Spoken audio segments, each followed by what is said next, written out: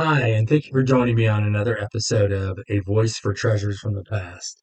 My name is Bob, and this will be number four, episode four, on the small lithograph titled Fraternity, signed ODILON REDON, edition 4 of 6.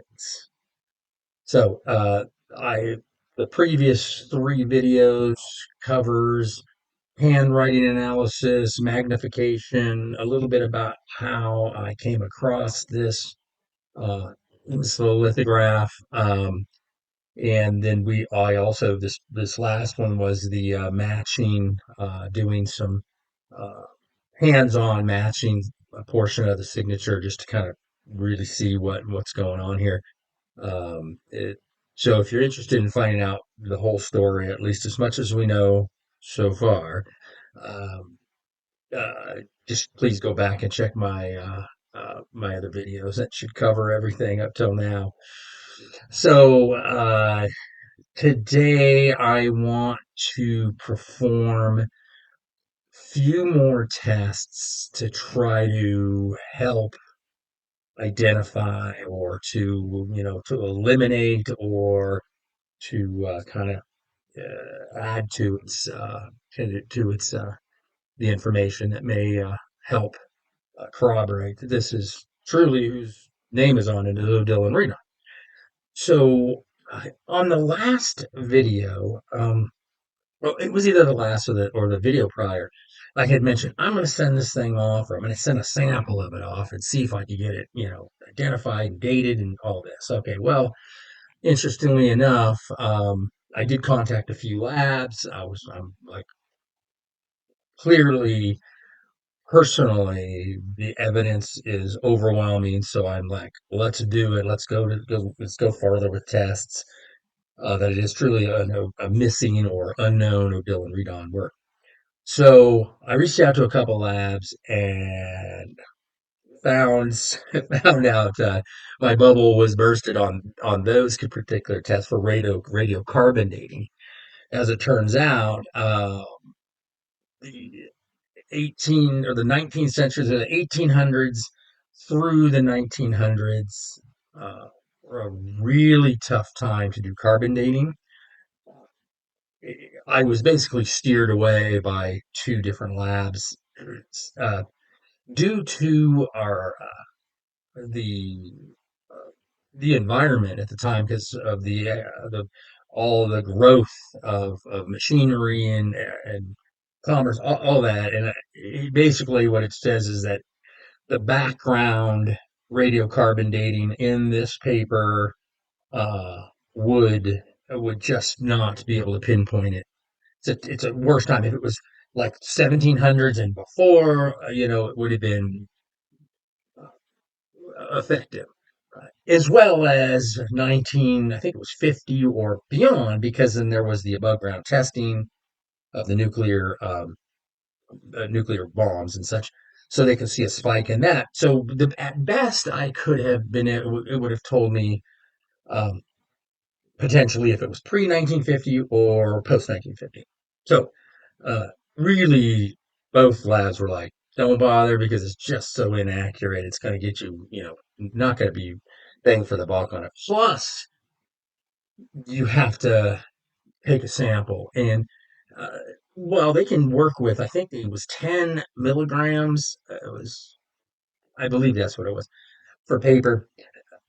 You'll notice here on the perimeter where I was intending to take some of the material for testing.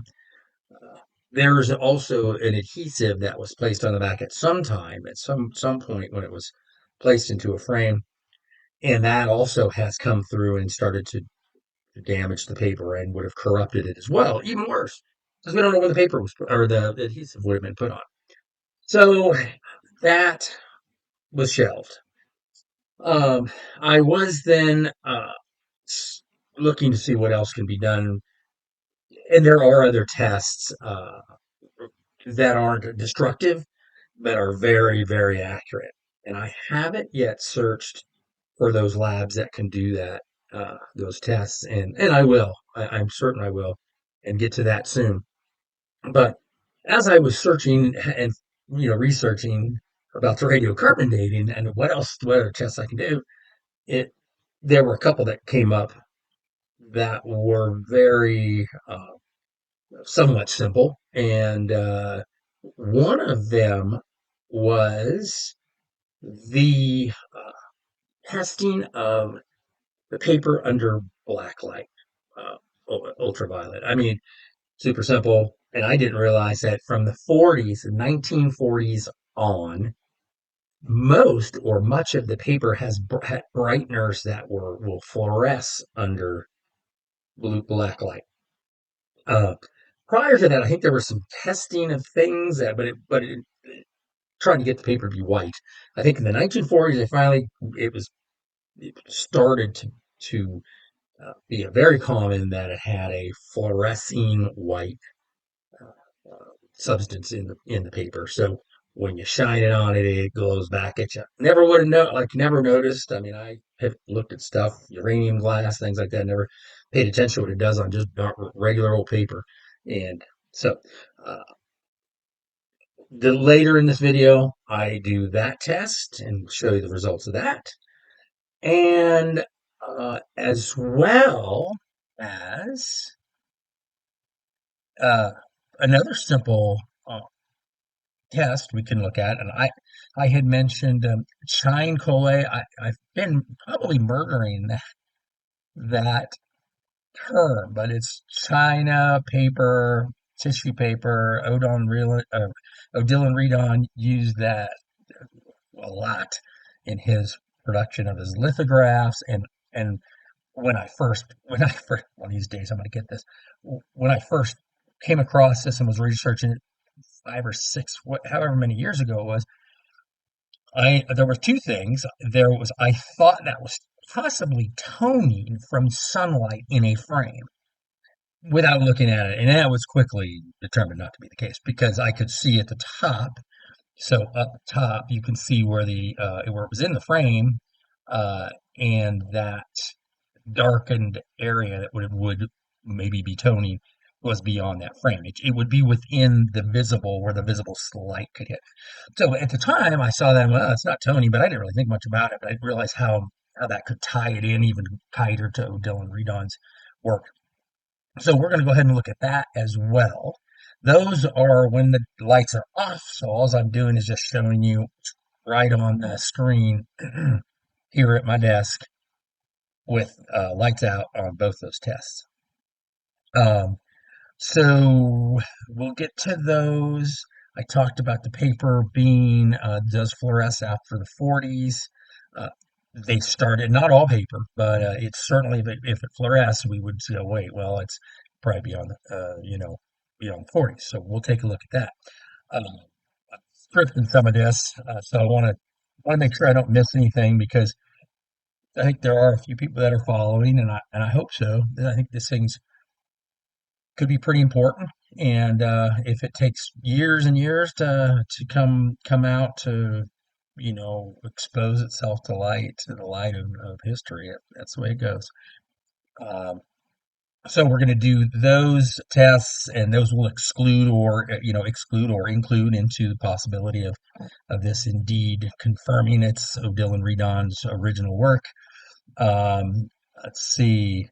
Uh, One of the things that I would just add is that I said it's going to be the last video. Well, this is, uh, I think, as I said in one of my previous videos, my head was in the sand. I don't think I believed what was going on. And now that I believe it, it deserves as much time as it needs. It's potentially very important. But again, I, I have concern of the handling of it because of my hands. So I haven't really been wearing it. But the thing has been handled now for so long. I'm like, well, um, what time do I start wearing the gloves and stuff? Well, it's lasted from what I can figure here, 125 years in its condition and somewhere in that neighborhood. And so we're okay right at the moment. I am concerned. So this will probably be the last time. I've taken so many uh, photos and documented it so thoroughly. I feel to this point, I don't need to handle it anymore, and I'm feeling that it needs to be, put into a different.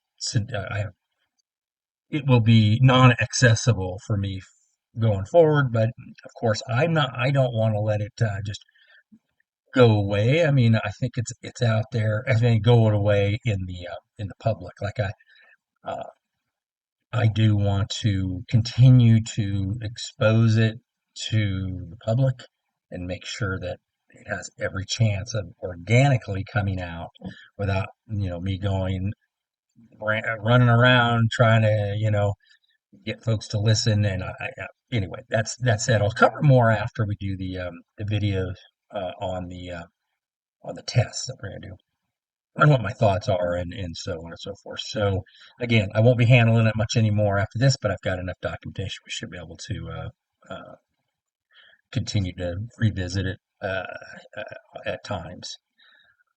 So I will now break uh, cut the video, and I'm going to go to these tests, and we'll see what we find, and then I'll come back and wrap up. So, be right back. Okay, I am here, of course, at my desk, and I have this lithograph on a backlit uh, table, I guess if you call it, a stand.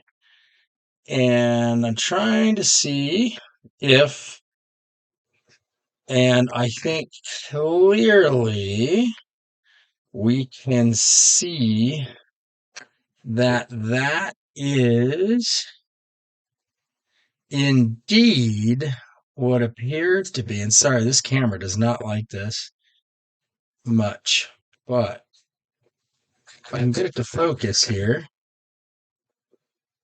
you can see that there is clearly a piece of two pieces of paper.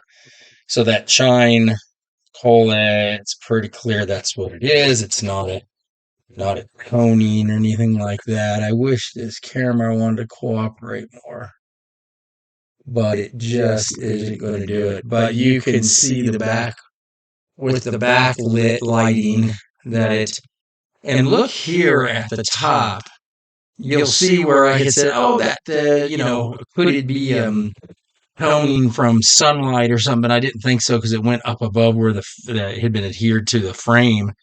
Well, you can now see clearly that that is a additional piece of paper, bonded. Of course, it is pretty clear that's what's going on here. Okay, so we know that that is indeed that process of a different piece of paper adhered to a more rigid piece, which is again Odilon's work. That was a lot of it, just like that, I'd assume. So, or I know that it is that process, but uh, you know, I know others did too. But this definitely adds to the evidence that it's his work. Okay, so now I'm going to shut the backlighting off, and I'm going to do black light. And I understand that if I can get this to turn on, I understand that the modern papers have a glow brightener in it, and let's take a look at that. I think we probably know what's going to happen here, but let's just check it out. Okay, I might put the camera down.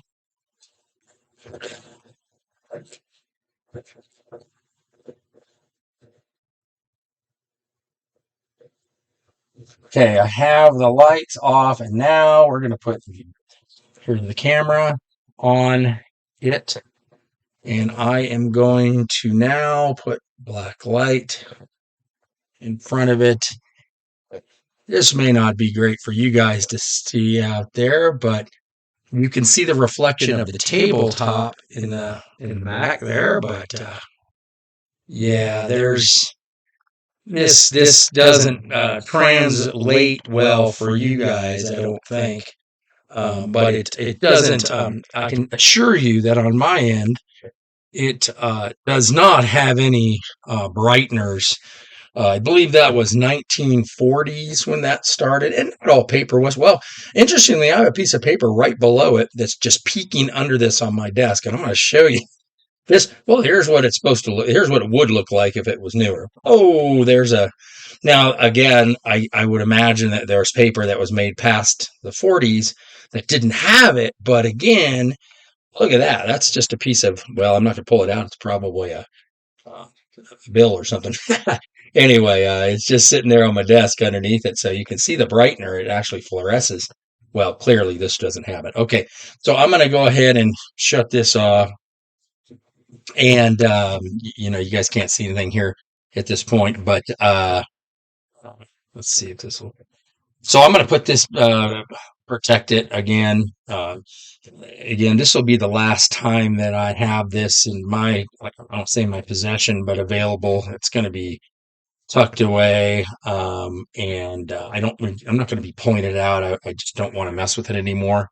I think I have enough pictures and enough data to go ahead and have that. All of that I can do. There are some again. There are some additional tests that can be performed, and uh, as I talked about in the first part of this video. Um, we'll see what happens, but I'm not going to let this, just go away. But what I'm going to do is I'm not going to mess with it anymore because I'm afraid now that I feel like I'm messing with something that is, shouldn't be handled and so on and so forth. And so I am going to get back to. Let's go ahead and turn the lights back on, and I'll cut back in where I have lights and everything. Thanks. All right. So I'm back here in the light, and all right. So what do we know now? No fluorescing of the paper, so no fluorescence, no whiteners that are fluorescing. So probably not past 1940, or at least that doesn't exclude it from being or put it past the 40s, post 1940s when they added the brighteners that fluoresce under black light. Um, and super excited to see actually visualize the the chine paper on the woven back, more rigid paper. And so, yeah, I've never really, well, I never knew what it was until I started researching this piece. And now it's like, wow, that makes sense. And it really, it's almost translucent where you can see the paper within it. Oh, I don't know. It's pressed on it, I guess, so hard. But anyway, looks like that's also the process that was used for this piece. So again, another piece of information. So what do we have so far? I'm going to go over it one last time. Small lithograph, 10 inches by 12 inches. I think that's what it is. Titled Fraternity, or in French, meaning brotherhood, another meaning for it.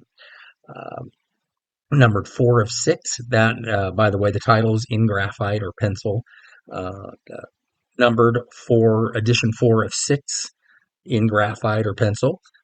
Signature reads ODILON REDON in graphite. There is a monogram that you'll see here that I've got another image up here from that I've added. I'll talk about that here in a second here. The monogram looks to be an R with an O with the flat feet. Um, and that is within plate, so it's within the printing process. For the lot, I had been looking for this monogram to try to see how close we could get to where the O is completely surrounding the R, because many of it's like the O was, the R, and then the O was within it or small, but intersecting it, and then it got bigger and bigger, and then finally I come across this one, which is, and I'm gonna have to read this because it is indeed a work that is the process of chine paper laid down on ivory woven paper. Apparently it's the front piece of a book or such. I haven't looked it up yet. Um, uh, oh boy. Well, it is a front piece. I don't know if I can read it, but it was written, or rather, it was the front piece was drawn by Odilon Redon. So, and gosh, I want to read this so you guys can, somebody can look it up. Churches, boy, that's a bummer. But you experts out there will know which one this is. But I guess what we're seeing here is that maybe I'm trying to over show something that's been pretty clear, that the monogram is certainly not outside of what Odilon had used, or very close. And they all are a little different. Almost all of them are a little different, but all of them are an R with an O and different, sizes and stuff. This is the best one I could find, or the closest, which I think is pretty crazy because honestly, if you look at it, the O is almost as big as the R, okay, and it has the flat feet on the bottom of the R. You see the little legs that stick out, and when you look at this lithograph, again, they're wide. So it's so crazy that I feel that because the signature was written either quickly or more ornamentally, maybe more personalized to friends, maybe. It's been thought, there's been some discussion about that with some folks that I've talked to. Uh, in that, I think all of the above had that we've discussed uh, has kept it from being identified. It wasn't clearly block letter of Dylan Redon. It was his real cursive action there, and not some of his D that looks like an open U and so on. I mean, it just it just never. Somebody didn't look at it and go, "Whoa, this is important." So it floated around, and I got it, and I'll tell you an interesting story real quick. That uh, that this piece was actually sitting in closet right here on a stack of old newspapers, because I do estate sales and collecting of art, and sometimes there's stuff that just it's fun to look at, and you kind of pile it up, and honestly at the time I thought, God, this is really cool, but I thought, well, it's a print, so it's not original. So I was like, it's not like hand, like pencils. I was like, maybe and it's either, I think I almost took that stack and sent it back to or donated it. So interesting enough, it is fighting to come out to the world. It doesn't want to go into the trash pile after 100 and some years, is what it's looking like. So I wanted to show you the monogram there, how close it is, and I don't know how I've got, this is everything I have on it so far, and everything is just so darn spot on. There's just, I guess, well, I'm not an art expert, right? So handle a lot of average art. I enjoy it immensely. So if you've seen any of my other videos that aren't Odilon Redon lithograph, I just love finding the history and this and that. So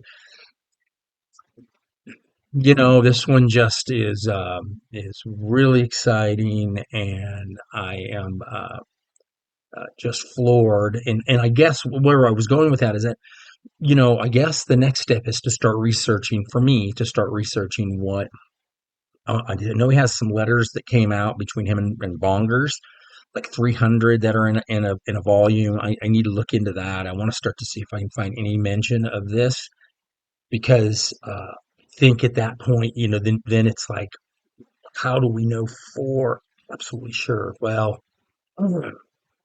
I don't know. I don't know what else to do, except that there is like I said earlier, first part of the video. There's a couple tests that are non-destructive. There's magnetism that they can use on the material, It tells which direction things are going. It doesn't destroy the piece. And there's another one that can test the actual the material again, the ink and such to see age or I can't for the life of me. I've got it saved. It's a radioscope or something like that. I don't know, but is another test. But at this point, really, I mean, is it attributed to him? Well, yeah, of course it is. I mean, there's just no doubt. Uh, is it by him? Well, again, logically, this is what makes me like, wow. Is that I know, and you know, people out there, you folks know that nobody is going to forge a signature of somebody, even if he was important back then. They're like, I'm going to forge O'Dillon, and this would have been, let's say it's the 30s, and they're like, I'm going to. You're not going to make it so his handwriting, his signature, isn't just blatantly Audible O'Dillon because he had plenty like that. You could have just put that on there and been like, yeah, this is O'Dillon. And then it would have never made all these years because people would have seen it first thing and been, who's this O'Dillon? You know, it took some really eyeballing at this and then go, oh, it's then it breaks out. It's like, okay, well, there's the letters. It does say it. Says O'Dillon Redon. It has every characteristic of it without, I can't radiocarbon date it, and I haven't got a firm actual date, and that would be the thing that like a lab would have to do on those other processes. So, but beyond that, everything else is spot on. One last thing I want to mention. Look at the center. I don't have it up here on the screen now, right? But you guys can check other videos and such or earlier in this one. Look at the center figure. And I saw this before. It's not like I just saw it today, but I kept wanting to mention it. It looks like the face on the center figure is like a werewolf or a wolf face. And it doesn't look like the human esque faces of the others. So now you got the moon, which I think looking at it could be Conti crayon. It looks greasy, but it's really old, so I'm not messing with it. But it doesn't look like regular ink. That moon, that circle. So you have a Conti crayon, brownish goo looking circle. And then you've got these figures, and then one in the middle has this face that kind of looks like a werewolfy, so I don't know. Maybe there's something to that. I have no idea. I haven't researched it, but I don't know. It's none of that. I don't think there's anything that could be put on there that would be outside of O'Dillon's uh, scope of his style because he had so much wild stuff, really neat stuff. So all right, I don't have anything else except that there it is, and I will do research on personally on the scientific bits on the lab that maybe I can get something done. Other than that, it will be safe. It will not be here. So we're not pulling a Louvre or anything like that here.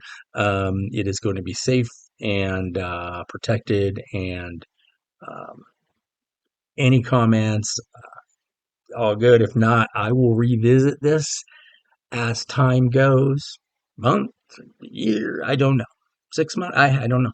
But I will keep throwing it out there because there's a reason why this thing has made it so many years, and there's something that the energy on this is going to it has to come out to one way or the other. If this is some big news flash on the nightly news that it turned out it was somehow they radio tested and it wasn't.